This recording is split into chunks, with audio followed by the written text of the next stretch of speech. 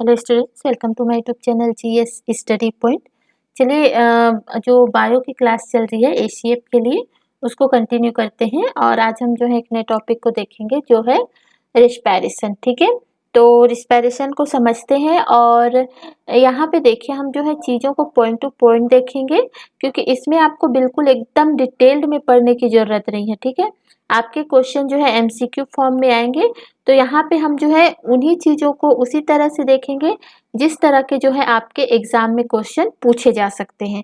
ठीक है, इससे बाहर जो है आपको आपके एग्जाम में क्वेश्चन देखने को नहीं मिलेंगे, तो ध्यान से जो है समझते चलिएगा, पॉइंट टू पॉइंट चीज़ों को समझिएगा। ठीक है, ताकि इससे संबंधित जिस तरह से क्वेश्चन आपके एग्जाम में पूछे जाएंगे उसको आप करने में सक्षम होंगे। तो चलिए देखते हैं। और वीडियो में आगे बढ़ने से पहले अगर आप चैनल पे नए हैं तो चैनल को सब्सक्राइब कर दीजिएगा। वीडियो पसंद आता है तो लाइक ज़रूर कीजिएगा, जिससे जो है मुझे मोटिवेशन मिलता रहेगा। और साथ ही साथ अगर कोई कमी नज़र आती है तो आप जो है कमेंट बॉक्स में कमेंट करके ज़रूर बताइएगा ताकि इसको नेक्स्ट वीडियो में सुधारा जा सके। तो चलिए देखते हैं। सबसे पहले समझते हैं कि रिस्पायरेशन या जो है श्वसन जो है क्या होता है।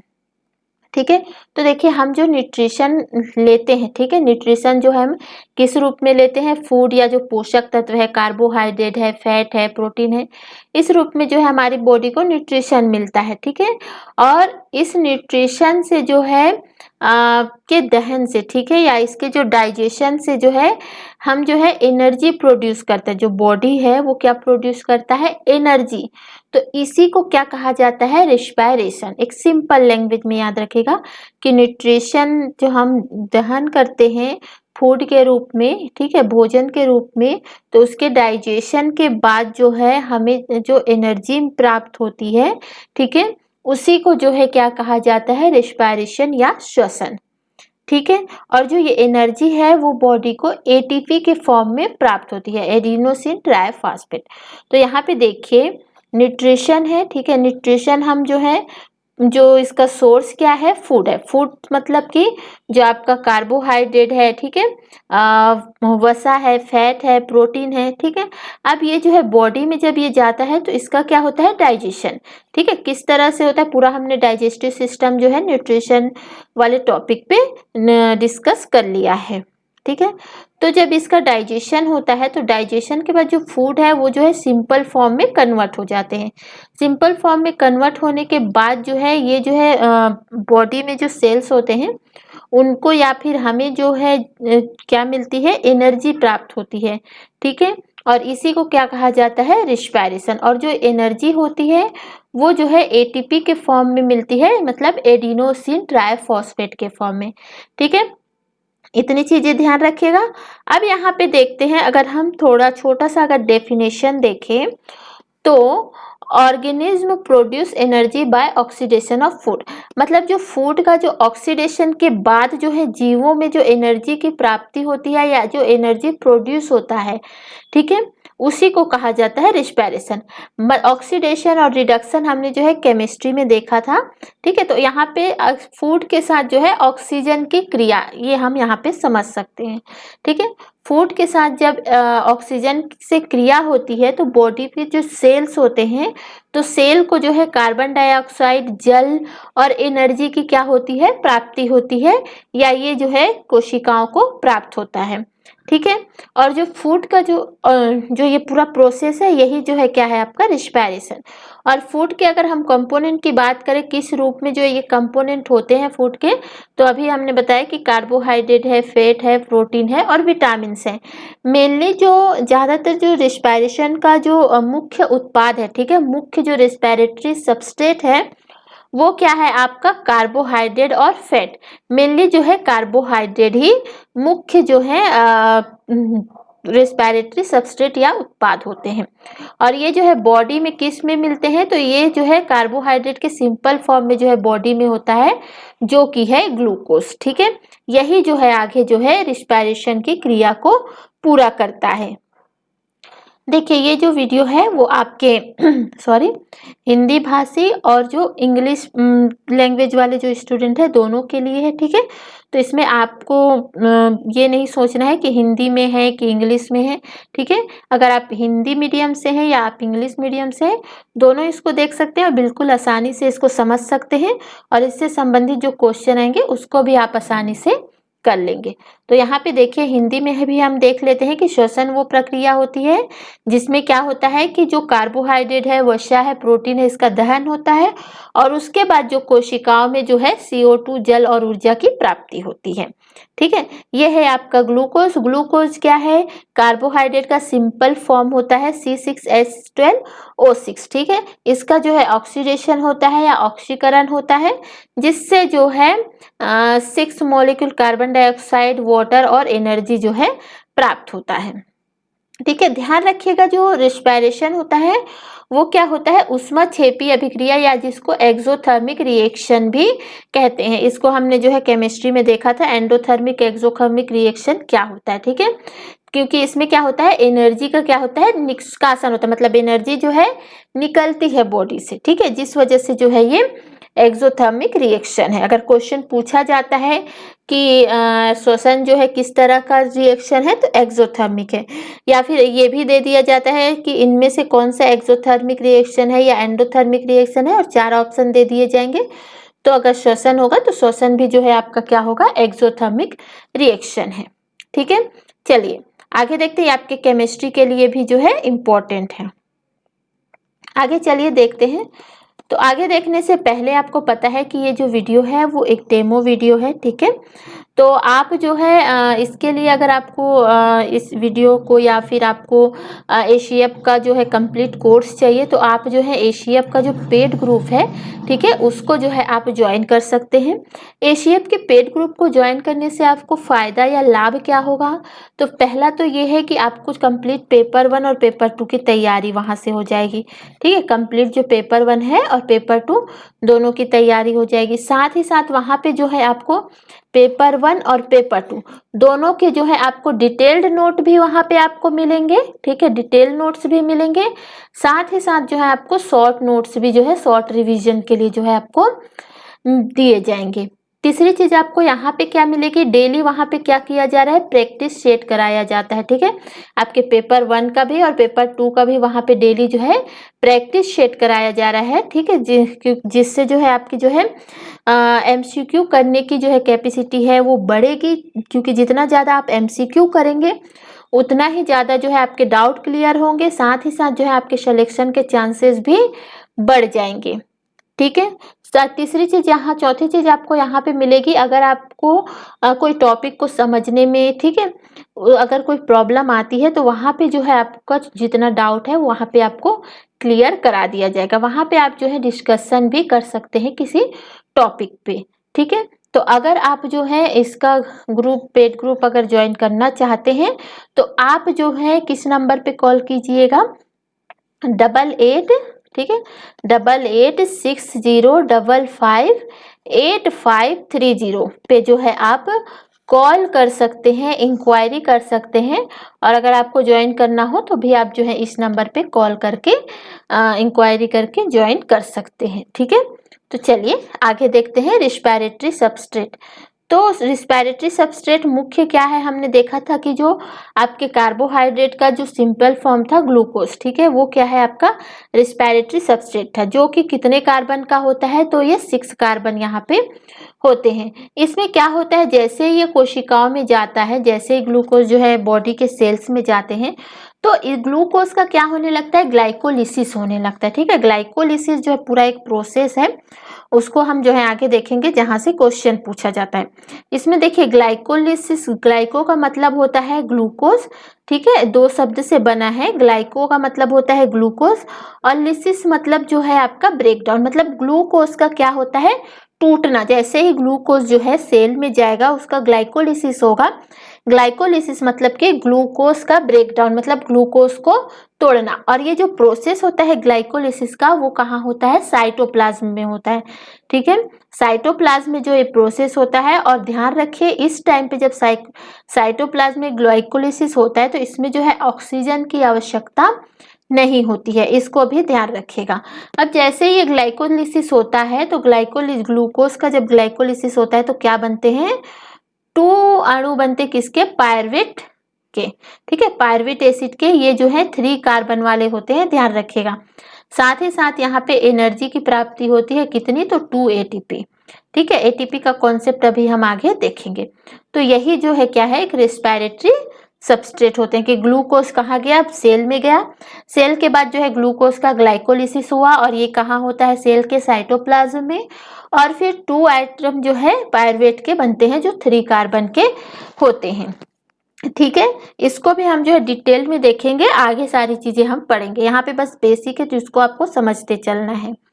आगे इसके मेटाबॉलिज्म की अगर बात करते हैं हम, जो पायरुवेट है उसके अगर हम मेटाबॉलिज्म की बात करते हैं, किसमें जो है किस तरह से ये चीजें होती हैं, तो अगर हम ईस्ट की बात करें, ईस्ट मतलब जो खमीर आपको पता होगा। ठीक है, तो ईस्ट की बात करें तो ईस्ट में जब ये होता है तो वो जो है क्या होता है, अब्सेंस ऑफ ऑक्सीजन होता है, मतलब ऑक्सीजन के अब्सेंस में या अनुपस्थिति में जो है इसमें होती है क्रिया रिस्पायरेशन की। ठीक है, और ये जब है क्या होती है, तो जब इसका होता है इस मेटाबॉलिज्म का रिएक्शन, तो ये टूटता किस में है, तो एथेनॉल में। जब इसका ग्लाइकोलिसिस किया जाता है तो एथेनॉल में, एथेनॉल जो है 2 कार्बन वाले एटम होते हैं। ठीक है, दूसरी चीज ये कार्बन डाइऑक्साइड में टूटता है। तीसरी चीज जो है इससे एनर्जी प्राप्त होती है, एनर्जी जो है 2 एटीपी एनर्जी प्राप्त होती है। और इसको कहा जाता है क्या, जब ईस्ट में ये प्रोसेस होता है तो इसको कहा जाता है फर्मेंटेशन, या जिसको आप किण्वन भी कहते हैं। ठीक है, दूसरी चीज यहाँ पे मसल्स ऑफ, जो ह्यूमन के जो मसल्स होते हैं, ठीक है,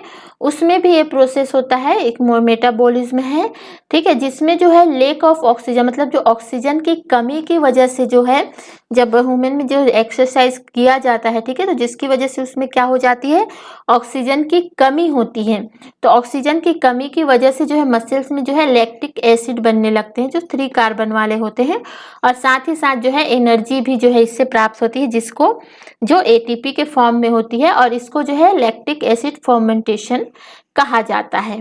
ठीक है, तीसरी चीज अगर ऑक्सीजन के प्रेजेंस में जो होता है उससे जो है क्या होता है, हमें जो है क्या होती है, कार्बन डाइऑक्साइड निकलती है। ठीक है, जो मेटाबॉलिज्म होते हैं, जो ग्लाइकोलिसिस होता है, अगर वो ग्लाइकोलिसिस का प्रोसेस जो है ऑक्सीजन के, ये तो क्या हुआ ऑक्सीजन के एब्सेंस में, और ऑक्सीजन के प्रेजेंस में होता है, तो ये क्या होता है, कार्बन डाइऑक्साइड इससे निकलती है, प्रोड्यूस होती है या प्राप्त होती है, जल और एनर्जी। और जब ये ऑक्सीजन के प्रेजेंस में होता है तो इससे जो है 38 एटीपी जो है हमें एनर्जी प्राप्त होती है। ध्यान रखिएगा, एटीपी एडीपी क्या होता है, इसका जो है आगे कॉन्सेप्ट आपको और अच्छे से क्लियर हो जाएगा।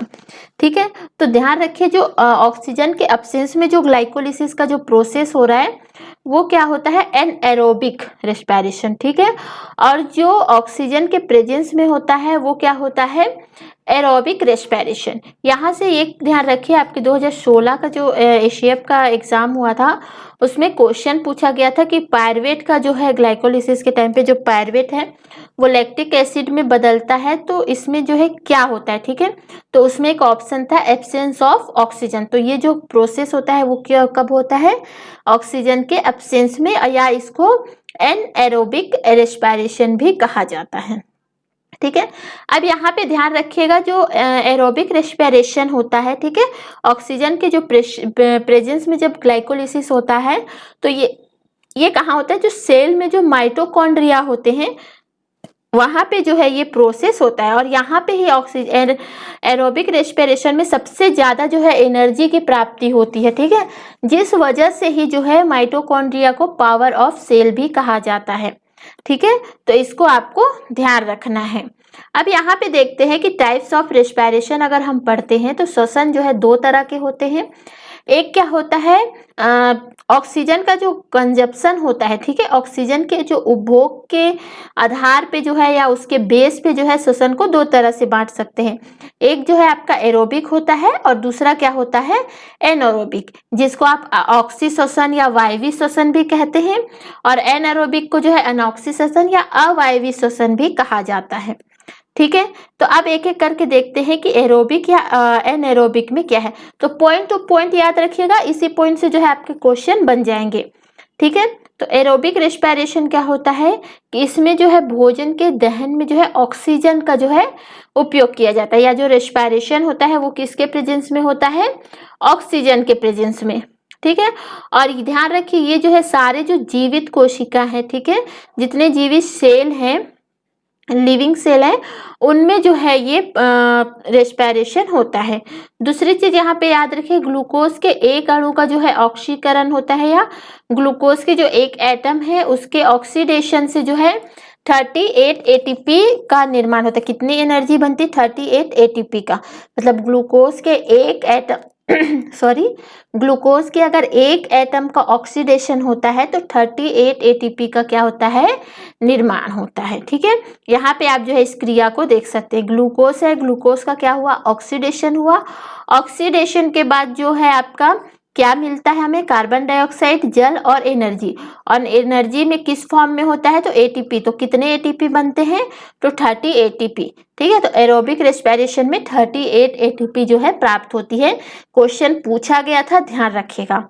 और ये होता किसमें, जो मनुष्य होते हैं, ह्यूमन बींग होते हैं, और जो प्लांट होते हैं, ठीक है, उनमें जो है ये एरोबिक रेस्पिरेशन देखने को मिलता है। अब हम यहाँ पे देखते हैं एनारोबिक रेस्पिरेशन में क्या होता है। तो इसमें जो है, इस रेस्पिरेशन में जो है ऑक्सीजन का जो है क्या होती है, ऑक्सीडेशन के लिए जो है ऑक्सीजन की जो है आवश्यकता नहीं पड़ती, मतलब जो भोजन है उसके दहन में जो है ऑक्सीजन की आवश्यकता नहीं पड़ती है। ठीक है, और यहाँ पे जो है ग्लूकोज का जो है इनकम्प्लीट ऑक्सीडेशन होता है, ध्यान रखिएगा, मतलब पूरी तरीके से जो है ऑक्सीडेशन होता है वो एरोबिक में होता है, और ग्लूकोज में जो है इनकम्प्लीट ऑक्सीडेशन होता है। ठीक है, तो इसको आपको ध्यान रखना है, एनारोबिक रेस्पिरेशन में ग्लूकोज का इनकम्प्लीट ऑक्सीडेशन होता है। ठीक है, उत्पाद के रूप में जो है हमें मिलता क्या है, तो CO2 मिलता है, एथेनॉल मिलता है, लैक्टिक एसिड है। ठीक है, अभी हमने इसको देखा था। ठीक है, और यहाँ पे अगर हम इसका रिएक्शन देखते हैं तो ग्लूकोज है, यहाँ पे कर लीजिएगा 6।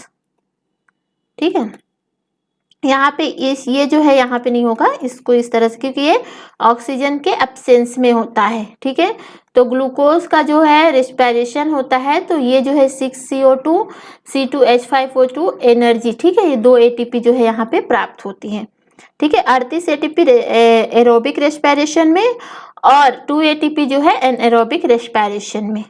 ठीक है, और ये होता किस में है, तो बैक्टीरिया में, कवक में, और जो अंकुरन करने वाले जो बीज होते हैं, ठीक है, जो स्प्राउट्स जहाँ से जिन बीजों से निकलता है उनमें, और आरबीसीस में। ठीक है, इनमें जो है क्या होता है, एनारोबिक रेस्पिरेशन हमें देखने को मिलता है। अब अगर हम जो है डिफरेंस की बात करते हैं, यहाँ पे एरोबिक और एनारोबिक की हमने देख लिया था। तो एरोबिक क्या होता है, प्रेजेंस ऑफ ऑक्सीजन, ठीक है, ऑक्सीजन के प्रेजेंस में, और एनारोबिक जो है एब्सेंस ऑफ ऑक्सीजन। ठीक है, ये जो है शुरू, जिसमें याद रखिएगा जो एरोबिक होते हैं, ये इंपॉर्टेंट पॉइंट है, याद रखिएगा, इसकी जो शुरुआत होती है इस रेस्पिरेशन की वो होती है साइटोप्लाज्म में। ठीक है, साइटोप्लाज्म में शुरू होता है और कंप्लीट कहाँ होता है, तो माइटोकॉन्ड्रिया में। आपने सेल में देखा, सेल में जो है साइटोप्लाज्म होते हैं और माइटोकॉन्ड्रिया भी होता है। तो जो है एरोबिक या एरोबिक रेस्पिरेशन की जो शुरुआत होती है वो साइटोप्लाज्म में होती है और कंप्लीट होता है ये माइटोकॉन्ड्रिया में।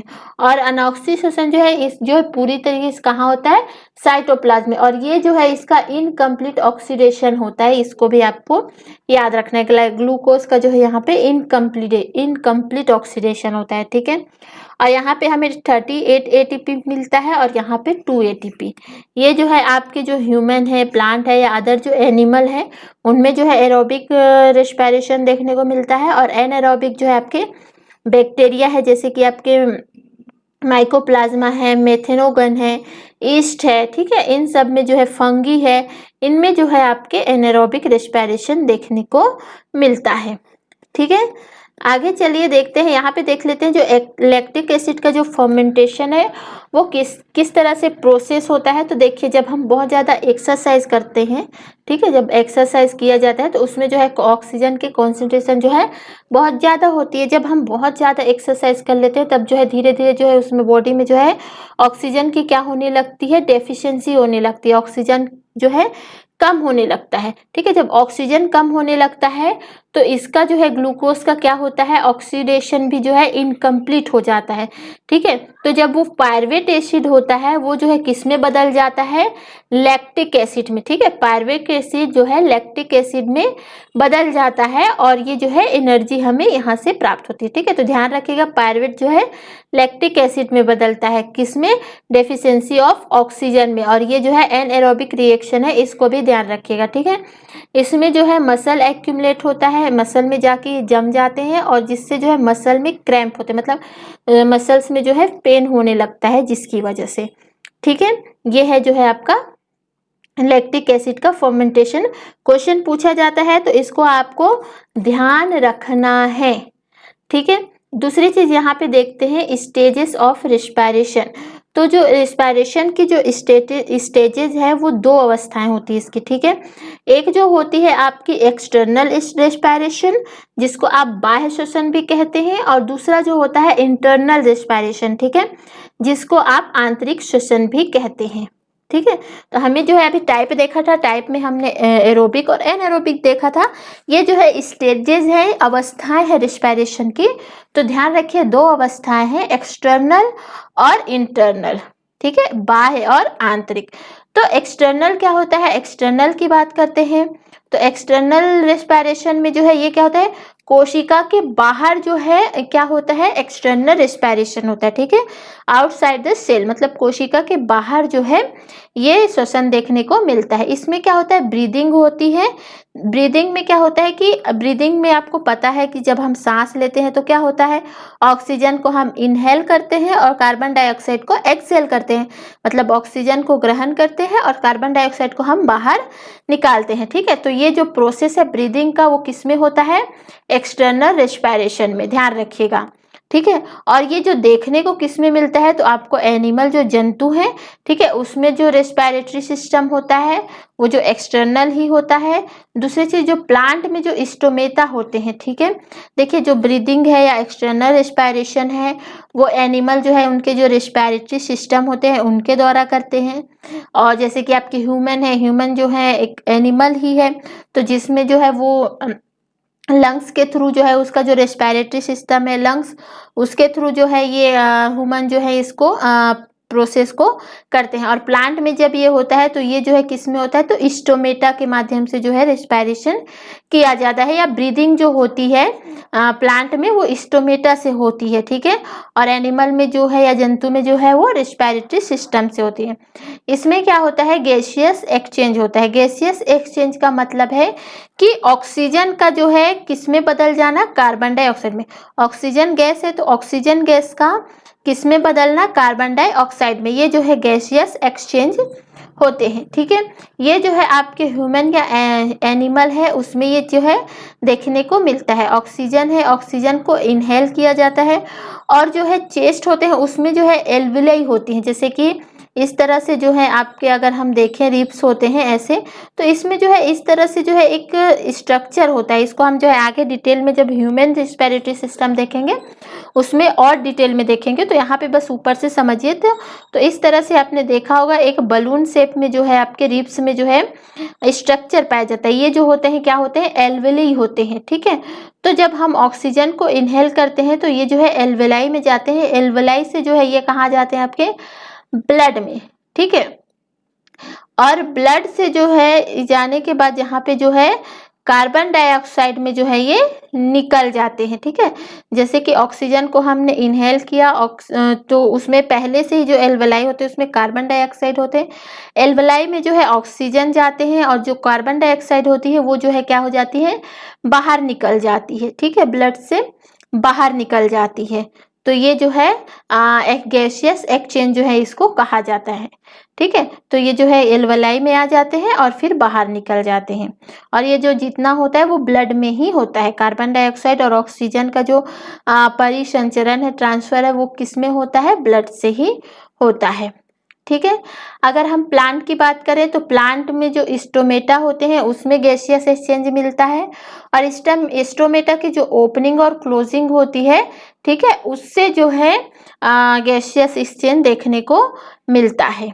ठीक है, इंटरनल रेस्पिरेशन की बात करें तो ये जो है कोशिका होती हैं, कोशिकाओं के अंदर जो है इंटरनल रेस्पिरेशन पाया जाता है, मतलब आंतरिक श्वसन। ठीक है, तो ये जो है क्या होते हैं? ब्लड में जो है ऑक्सीजन होते हैं। अभी हम समझते हैं। तो जैसे कि यहाँ पे अगर हम लेते हैं तो ये सेल है। ठीक है, सेल के अंदर जो है ऑक्सीजन जब इंटर कर लेता है, ठीक है, तो वो होता है इंटरनल रेस्पिरेशन। और ये जो प्रोसेस है उसको जो है सेल्यूलर रेस्पिरेशन भी कहते हैं, क्योंकि ये सेल के अंदर हो रहा है। ठीक है, यहीं से जो है आपके क्वेश्चन बनेंगे। तो जैसे ब्लड होता है, ब्लड है, ठीक है, ब्लड में जो है क्या होते हैं? हीमोग्लोबिन होते हैं। ब्लड में हीमोग्लोबिन होते हैं। हीमोग्लोबिन के साथ जो है ऑक्सीजन जो है क्या करते हैं? मिक्स हो जाते हैं और सेल में जो है ये चले जाते हैं। किससे? ब्लड से। ठीक है, और ये जो ब्लड है वो किसमें होता है? जैसे ऑर्गन है, टिश्यू है, सेल्स में, उसमें ही जो है ये ब्लड में जो है ऑक्सीजन फ्लो होते हैं। ठीक है, चलिए आगे देखते हैं। तो सेल्यूलर रेस्पिरेशन देख लेते हैं। तो इसको जो है कोशिकीय श्वसन भी कहा जाता है। और ये जो है जो सजीव कोशिका होते हैं ना, सजीवों की जो कोशिकाएं होती हैं, लिविंग ऑर्गेनिज्म होते हैं, उनके जो सेल होते हैं उनमें जो है आपको सेल्यूलर रेस्पिरेशन देखने को मिलता है। ये जो है कैटाबोलिक क्रिया है। कैटाबोलिक क्रिया मतलब ये जो है जैसे ग्लूकोज से जो है ये टूटता है किसमें? कार्बन डाइऑक्साइड में, वाटर में। तो ये जो है टूट रहा है, ये जो है क्या है? कैटाबोलिक क्रिया होती है। ठीक है, इसमें जो है क्या होता है? भोजन का जो है ऑक्सीकरण होता है। ठीक है, भोजन का या फूड का ऑक्सीकरण होता है और प्राप्त क्या होता है? ऊर्जा, कार्बन डाइऑक्साइड और वाटर। ये है आपका ग्लूकोज। ठीक है, भोजन ही है ग्लूकोज जो है, और इसका जो है ऑक्सीडेशन हुआ और इस तरह से ये फॉर्म हो रहा है। और याद रखिए जो ऊर्जा होती है वो जो है एटीपी के फॉर्म में प्राप्त होती है। यहाँ पे जो है हम एटीपी का जो कॉन्सेप्ट है थोड़ा सा समझ लेते हैं।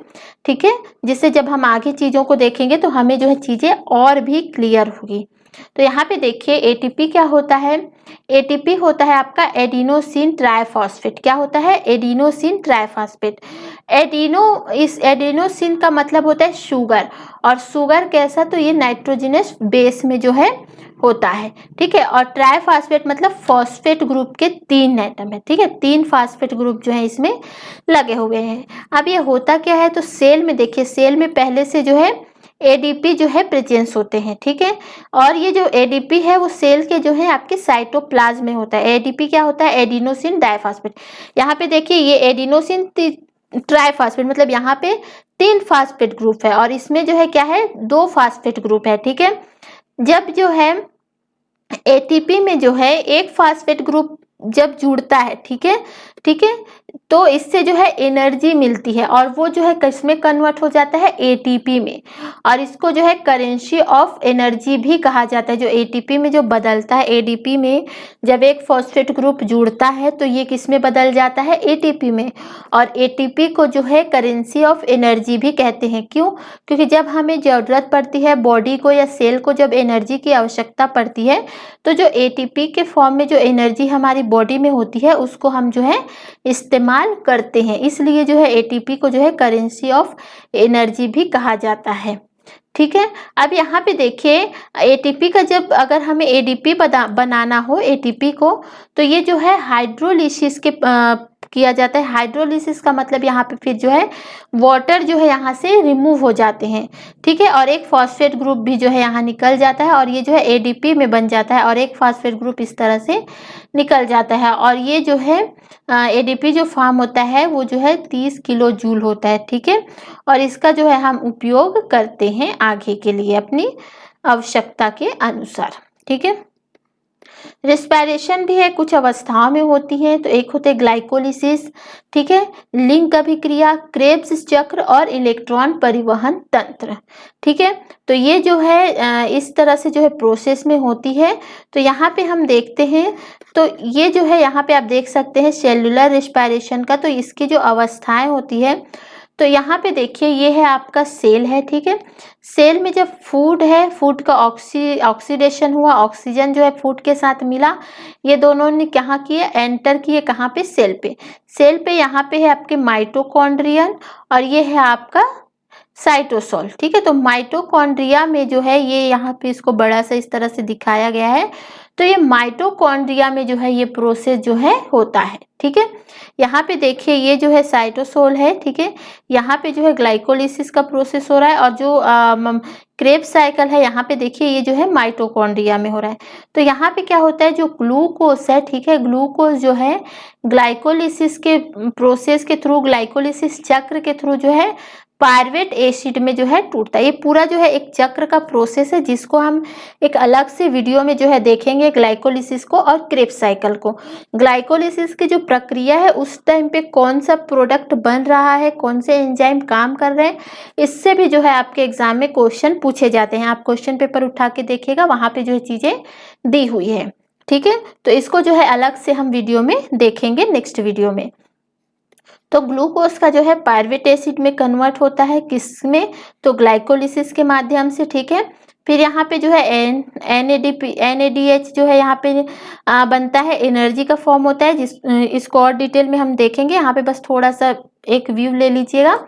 और यहीं से जो है पायरुविक एसिड जो है इस तरह से माइटोकॉन्ड्रिया में जब होता है तो यहाँ पे जो है एक साइकिल फॉर्म होता है जो है क्रेब्स साइकिल, ठीक है।